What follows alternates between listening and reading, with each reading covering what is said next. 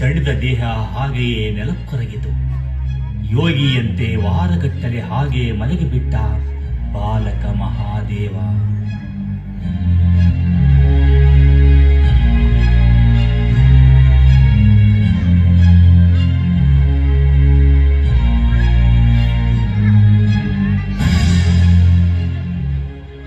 ಹರ ಹರ ಮಹಾದೇವ, ಹರ ಹರ ಮಹಾದೇವ.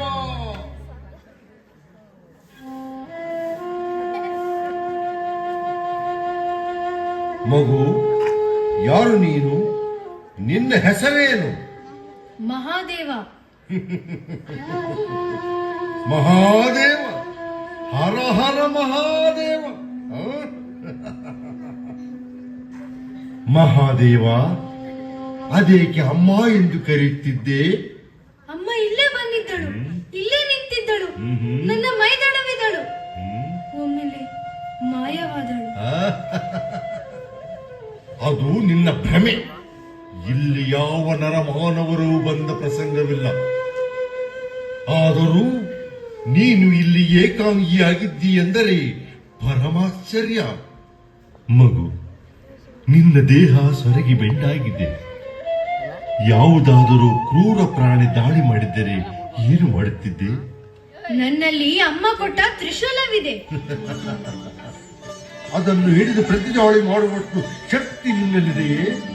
ದೇಹ ಬಲಕ್ಕಿಂತ ಆತ್ಮಬಲ ದೊಡ್ಡದಲ್ಲವೇ ಪೂಜ್ಯರೇ? ಆತ್ಮಬಲವಿಲ್ಲದ ದೇಹ ಸಾಣೆ ಇಲ್ಲದ ಖಡ್ಗದಂತೆ.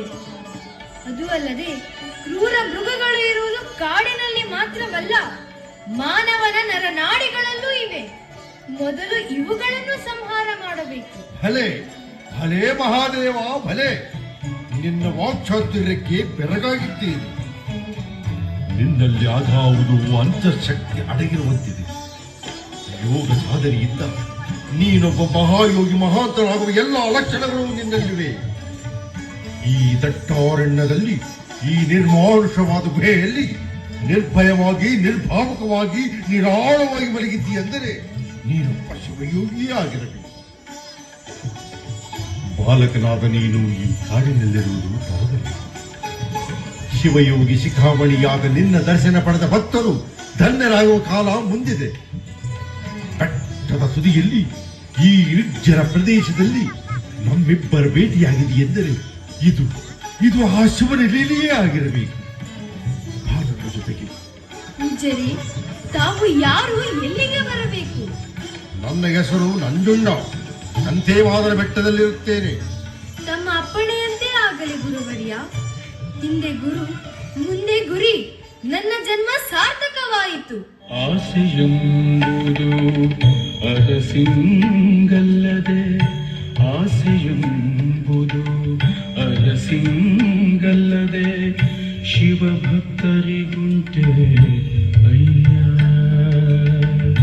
ರೋಷವೆಂಬುದು ಯಮದೂತರಿಗಲ್ಲದೆ, ರೋಷವೆಂಬುದು